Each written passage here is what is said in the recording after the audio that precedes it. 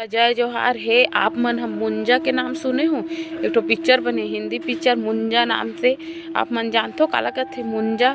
मुंजा ना मटिया पीलल कथे। हम छत्तीसगढ़ी में चटिया मटिया जो रथे नहीं तेला मुंजा कहे जाथे। ता ओला का है ना मुंजा ह कैसे रथे ओह ना रथे बुडुक बुडुक लइका मन सरे चिक चिक चिक चिक ओकर शरीर ह ना चमकत रथे। और ओला ना इंसान है नहीं अपन वश में करथे ताकि नहीं ओकर से ओमन ह पैसा कमा सके लूट सके। ता जो मुंजा रथे नहीं ते नान लइका मन जेमन मरे रथे नहीं कुछ बीमारी सिमारी में तिका समाधि दे रथे काबर के मोला चीता नहीं जलाए लइका मन ला माटी दे रथे।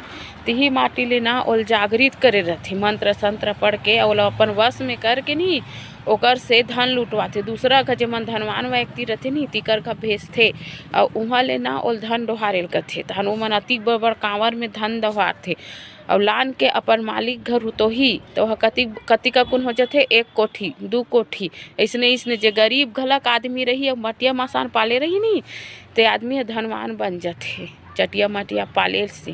तो तहु मन हम मत पालू काबर की ना यह जीव लेवा है रे 6 महीना बलि देवता बने है और नहीं देवता तुहरे परिवार ला खुहार कर दी।